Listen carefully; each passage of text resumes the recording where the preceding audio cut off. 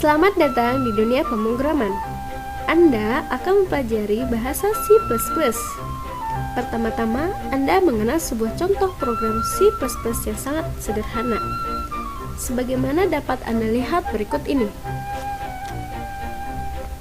Nah, ketika Anda menulis program C++ di dalam sebuah editor teks, misalkan di FC++, maka akan ada beberapa kode program yang secara otomatis akan berwarna merah, hijau, hitam tebal, hitam, dan juga biru.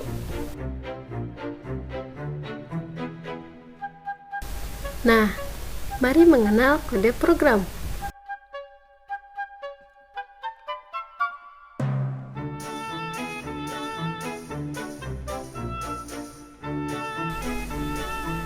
Untuk baris pertama, include iostream dinamakan berkas header. Untuk baris kedua, using namespace std dinamakan namespace.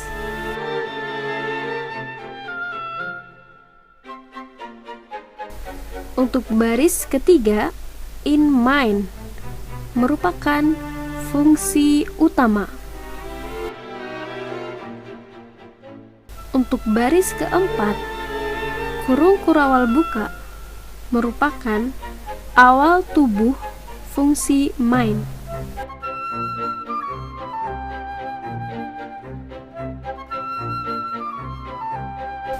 Untuk baris kelima, cout merupakan pernyataan untuk menampilkan keluaran.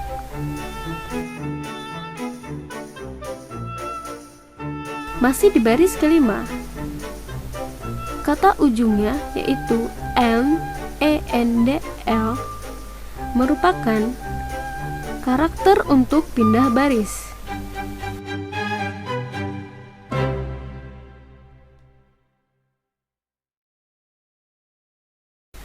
Untuk baris keenam, return null merupakan nilai balikan program.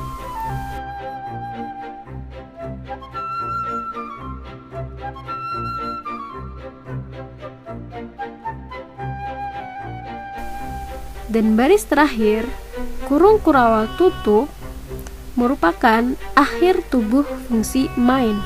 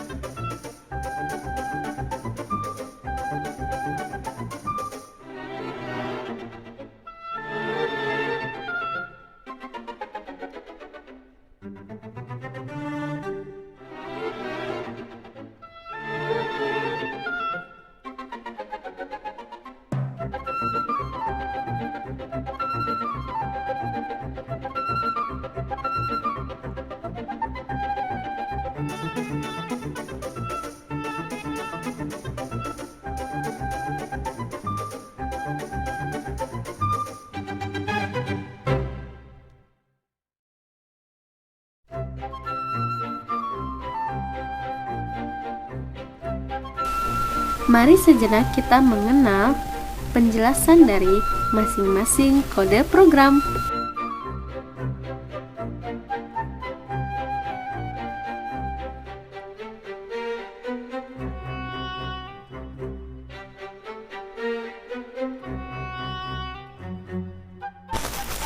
Include merupakan praprosesor. Nah, praprosesor ditandai dengan tanda pagar. Praprosesor merupakan perintah untuk mengatur compiler. agar membaca berkas header. Contoh dari berkas header adalah InStream. Berkas header yang sering digunakan adalah include CSstring, include CMarch. Untuk include CSstring digunakan untuk menampilkan fungsi string atau karakter. Include CMath digunakan untuk menampilkan fungsi matematika. Oke?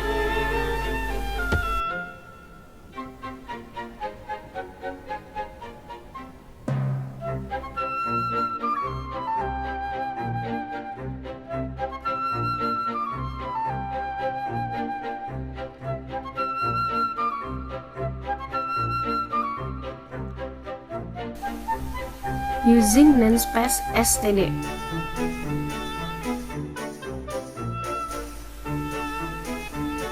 Namespace bernama std untuk mengelompokkan elemen-elemen ke dalam sebuah nama.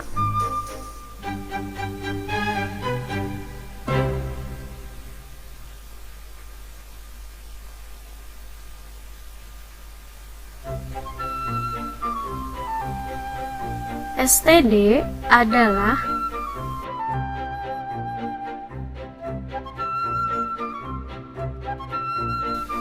nama bawaan.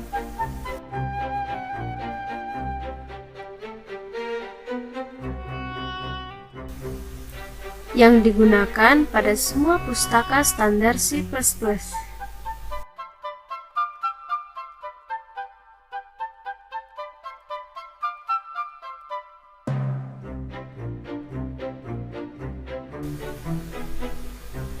Berikutnya, fungsi main. Main adalah fungsi utama yang pertama kali dijalankan. Ketika ada in main,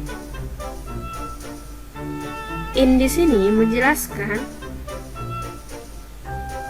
bahwa program memberikan nilai balik bertipe int yang menyatakan bilangan bulat. Nilai balik program ditentukan oleh pernyataan return.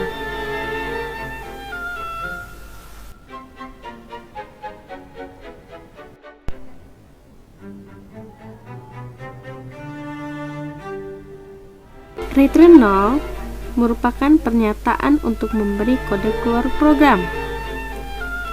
Nah, jika nilai balik program adalah 0, maka program berhasil melaksanakan tugas yang diembannya.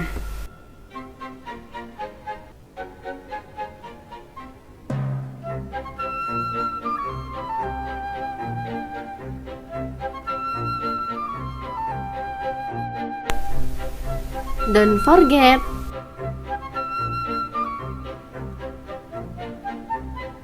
tiap program ditulis dengan diakhiri tanda titik koma atau yang disebut dengan semikolon.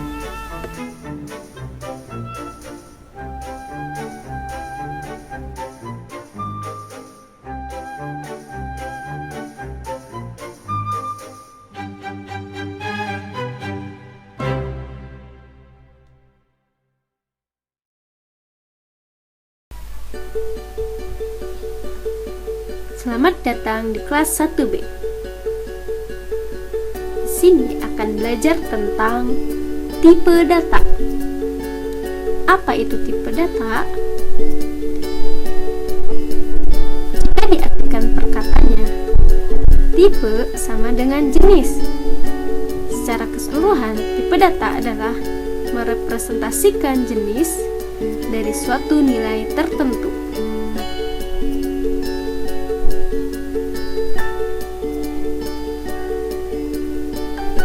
Perhatikan contoh berikut.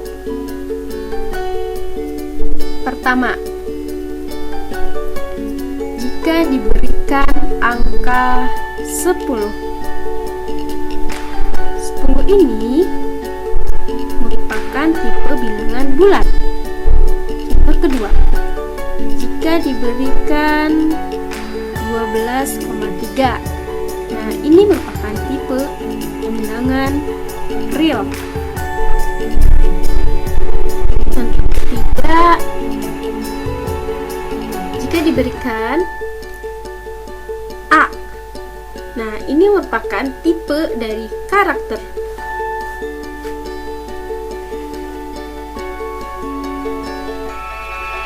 Contoh lainnya, jika diberikan 2,86, maka masuknya ke dalam tipe bilangan real.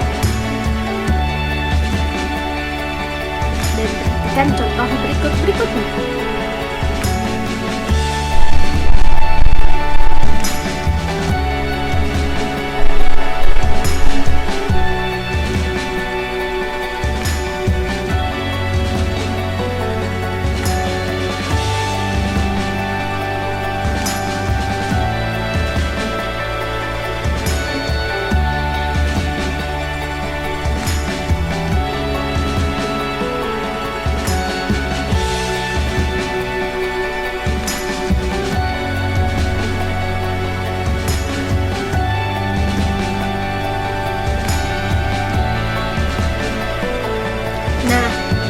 Bahasa C++, 3 tipe yang dijelaskan sebelumnya termasuk ke dalam tipe data dasar.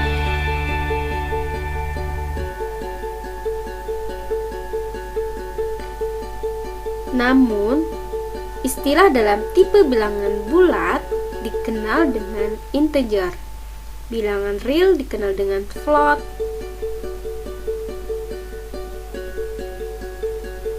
tipe karakter dikenal dengan char atau string, dan satu tambahan lagi yaitu tipe logika atau boolean. Tipe bilangan bulat.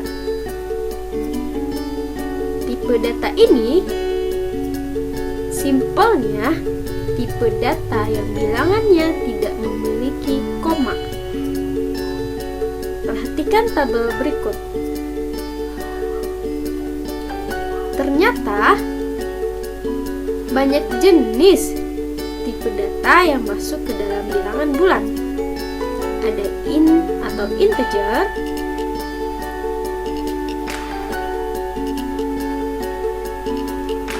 ada unsigned int,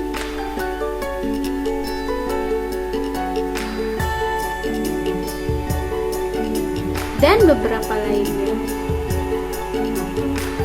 Data ini dikelompokkan berdasarkan ukuran dalam bit dan juga rentang.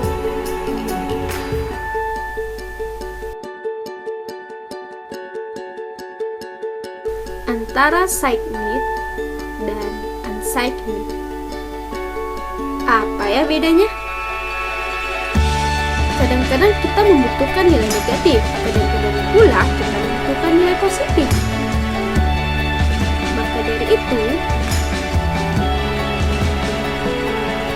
tipe integer membedakan antara signed dan unsigned. Signed akan bernilai positif atau negatif, sedangkan unsigned akan selalu bernilai positif. Maaf, salah. Namun yang benar adalah akan selalu bernilai positif untuk unsigned. Nah, dua hal ini akan mempengaruhi batas awal rentang. Contohnya, unsigned sorting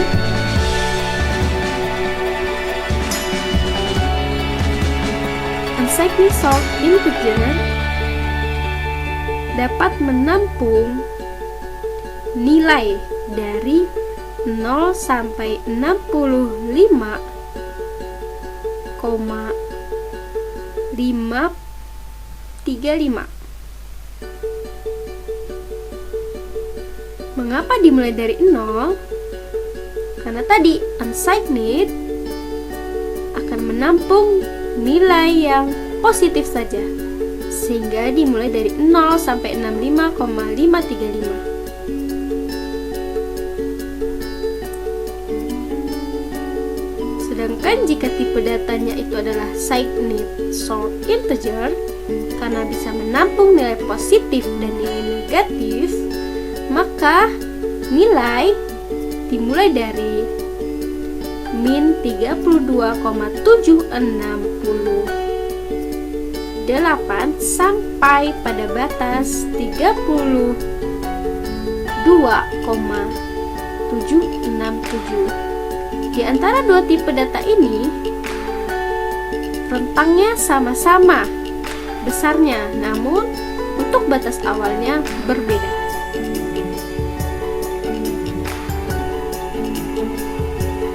Sekarang kita masuk ke dalam tipe bilangan real. Simpelnya, bilangan real adalah bilangan yang mengandung koma.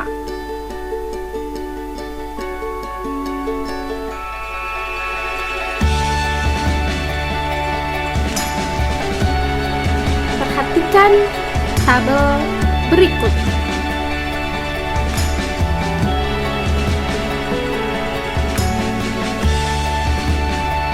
Tipe bilangan real juga terdiri dari tipe delta float, double, dan long double.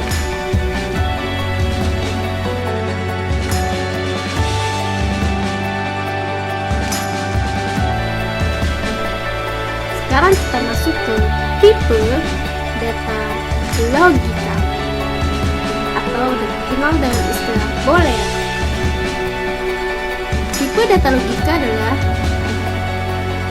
data-data mengandung dua buah nilai, yaitu nilai benar dan nilai salah. Nilai benar sama dengan nilai 1, sedangkan nilai salah sama dengan nilai 0. Dalam bahasa pemrograman, nilai benar itu bernilai true, sedangkan salah itu bernilai false.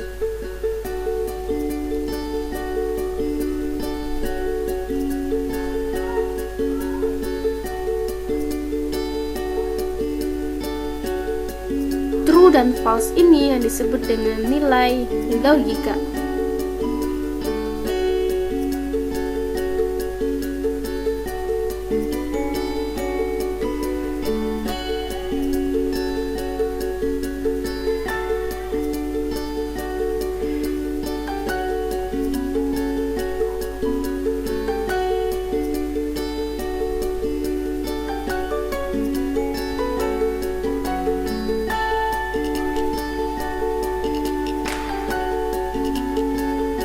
Sekarang kita masuk ke dalam pembahasan mengenai tipe karakter atau string. Bedanya apa ya? Karakter dapat kita kenali dengan ciri-ciri. Karakter itu akan diapit oleh petik tunggal. Misal, petik A, petik, petik B, petik, petik, 2 petik, dan lain-lain. Jadi walaupun misalnya angka selama itu diapit oleh petik tunggal, maka itu terkategorikan dengan karakter. Nah, untuk string merupakan kumpulan dari karakter.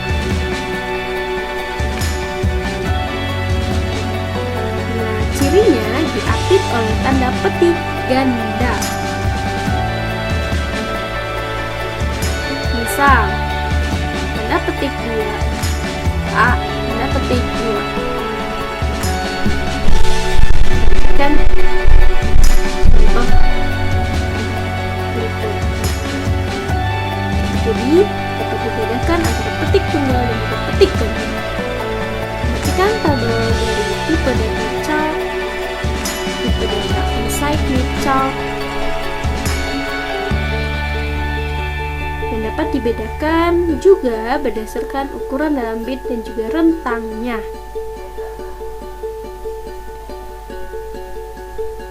Ternyata chart menghabiskan ukuran bit paling sedikit. Sekarang kita masuk ke dalam pembahasan tentang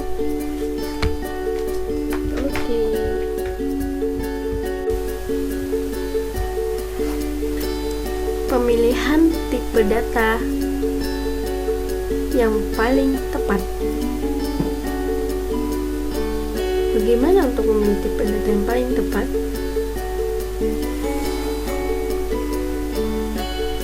Langkah pertama adalah harus disesuaikan dengan data yang diolah. Contohnya, jika Anda ingin memproses sebuah bilangan bulat, Anda bisa memilih tipe data short, in, atau long. Nah, di antara ketiga tipe data ini,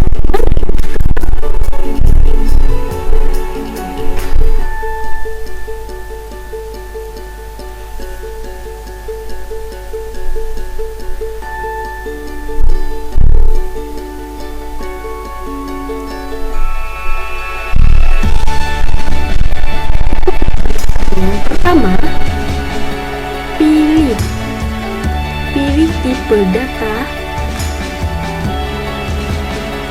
yang memerlukan memori kecil. Tetapi syarat yang kedua,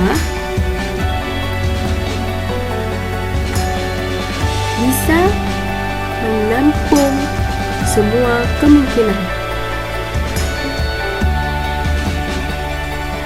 Bisa menampung semua kemungkinan yang terjadi.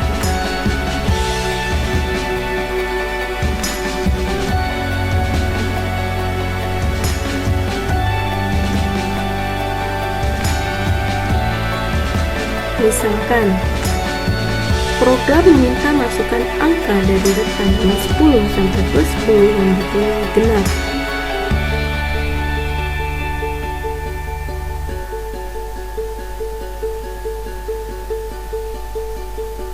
Nah, tipe data apa yang tepat untuk digunakan?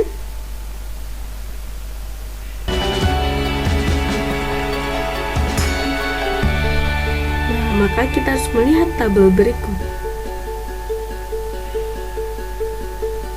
Memperhatikan pendeklarasian variabel dengan tipe data. Bagaimana ya cara mendeklarasikan variabel dengan tipe data?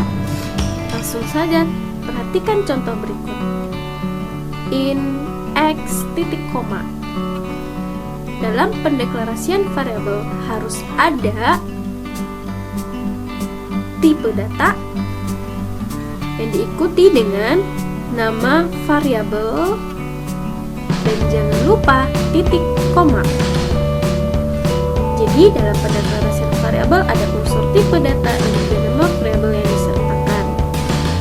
Nah, dalam hal ini dari contoh di atas dapat dijelaskan bahwa ini merupakan cara pendeklarasian variabel x dengan tipe data integer. Contoh lainnya supaya lebih mengerti adalah float y. Nah, ini merupakan bentuk pendeklarasian dari variabel y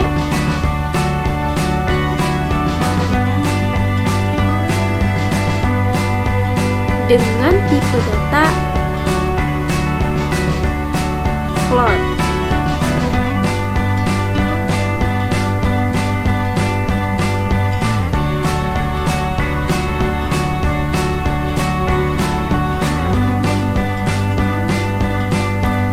Selain itu, pendeklarasian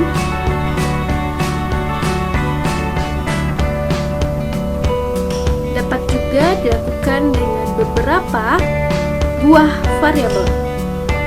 Contohnya chart nama, koma, niche, titik koma. Jangan lupa ya. Nah, artinya di sini adalah kita mendeklarasikan variabel nama dan juga variabel niche dengan tipe data yang sama, yaitu chart.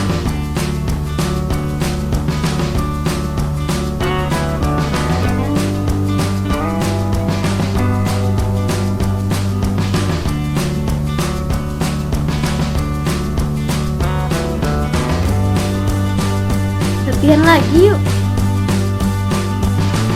Misalkan tersedia beberapa nama variabel yang sudah memiliki nilai. Tugas Anda adalah tulislah bentuk deklarasinya menggunakan tipe data. Contoh pertama, X sama dengan 0. Ada 3 opsi yang ditawarkan.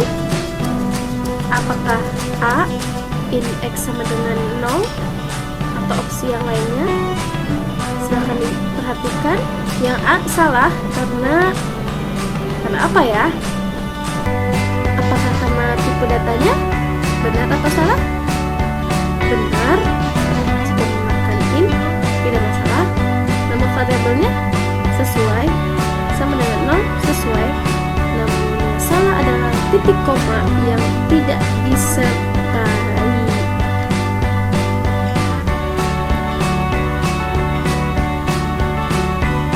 Kurang ya tulisannya. Opsi B, kenapa salah menggunakan tipe data float? Karena harusnya itu adalah in ya, supaya memorinya tidak terlalu besar. Karena float dibandingkan in lebih besar float. Nah, yang benar itu adalah C. Contoh kedua adalah huruf sama dengan petik 1A petik. Contoh pendeklarasiannya adalah opsi 1, A string huruf sama dengan petik A petik koma. Apakah benar atau salah? Ternyata salah, karena disoalkan A menggunakan petik 1, seharusnya bukan string. Yang kedua, opsi B juga salah karena huruf H-nya kecil, padahal yang disoal huruf H-nya besar. Yang ketiga juga salah. Apakah salah atau benar?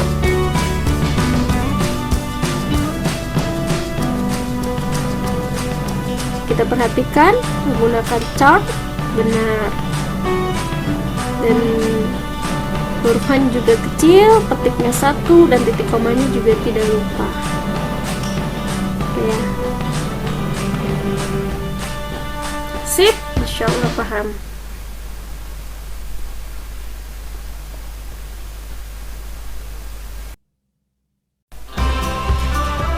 Sekarang kita masuk pembahasan tentang operator.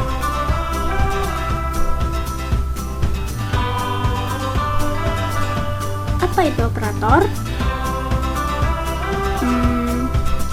Operator adalah simbol yang digunakan untuk menyusun suatu ekspresi. Ekspresi. Apa itu ekspresi? Ekspresi adalah suatu bentuk yang digunakan untuk menghasilkan suatu nilai. Contoh, 2 ditambah 3 merupakan ekspresi. Ekspresi yang menghasilkan nilai 5.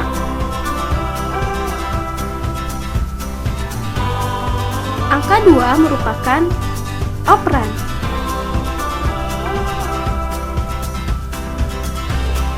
Tanda plus, nah ini yang disebut dengan operator. Sedangkan angka 3 juga disebut dengan operan. Jadi dalam ekspresi ini ada 2 jenis operan dan 1 operator. Oke? Nah, sekarang kita masuk ke macam-macam operator. 1. Ada operator yang namanya operator unary. Operator unary adalah operator yang melibatkan 1 operan saja. Perhatikan tabel berikut. Nah, contoh operator unary adalah operator plus yang membuat nilai positif. Contohnya plus 10.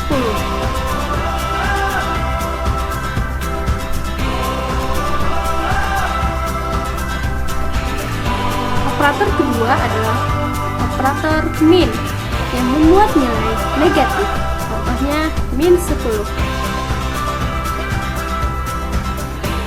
Operator ketiga adalah plus plus. Bedanya apa ya dengan plus? Nah, ternyata di sini adalah gunanya untuk menambah nilai plus plus atau disebut dengan increment. Contohnya y plus plus. Operator yang ketiga min min yang mengurangi nilai min min atau disebut dengan decrement. Contohnya y min.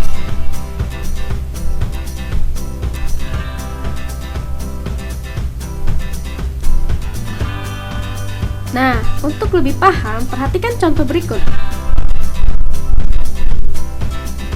X sama dengan plus 5. Di sini sama dengan penulisan X sama dengan 5.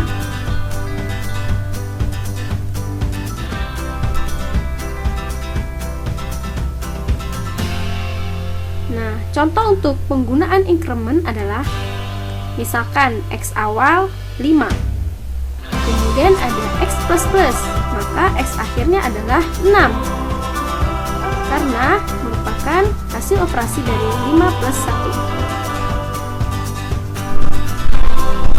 Operator kedua adalah operator binary. Operator binary adalah operator yang melibatkan 2 operan.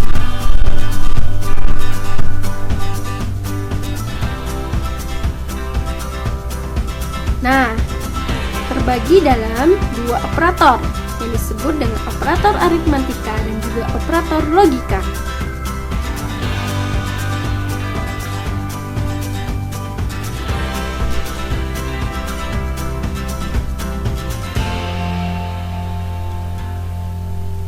Contoh operator aritmatika adalah tanda tambah, kurang, kali, bagi, atau strip dan juga persen. Tambah sebagaimana kita ketahui merupakan jenis operasi penjumlahan. Kurang, pengurangan, tanda kali dan perkalian, tanda garis miring dengan pembagian, dan persen yang merupakan sisa bagi. Contoh penggunaannya yang penjumlahan seperti 5 tambah 7 sama dengan 12, dan pengurangan 7 dikurangi 5 sama dengan 2, 5 dikali 7 sama dengan 35, dan pembagian 7 bagi 5 sama dengan 7 dibagi 5 sama dengan 1, berbeda dengan 7 per 5 sama dengan 2.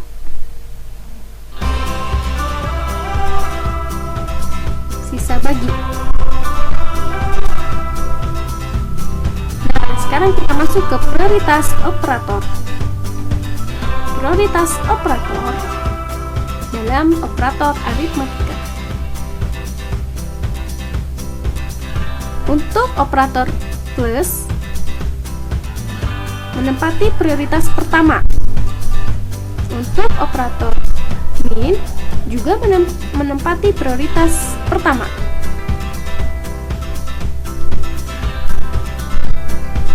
Nah, untuk operator kali bagi menempati prioritas kedua.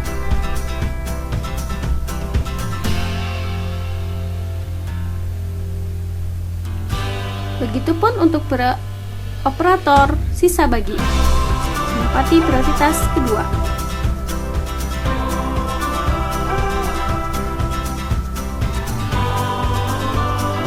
Adapun operator tambah menempati prioritas ketiga. Bedanya apa? Nah, dalam hal ini ketika jenis operasinya itu adalah pengurangan dan penjumlahan.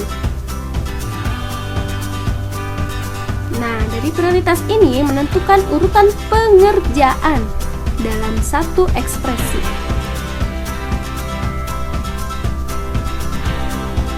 Contoh, 2 plus 3 dikali 4. Di sini 3 dikali 4 lebih dahulu dikerjakan. Karena kali menempati prioritas kedua dibandingkan tanda tambah menempati prioritas ketiga. Tak selamanya dalam pengerjaan suatu ekspresi yang tidak bergantung pada prioritas. Hal ini dapat dilakukan dengan tanda kurung. Contohnya, dalam kurung 1 ditambah 4 tutup kurung dikali 2. Operasi 1 tambah 4 akan dikerjakan terlebih dahulu, walaupun plus menempati prioritas ketiga dibandingkan kali.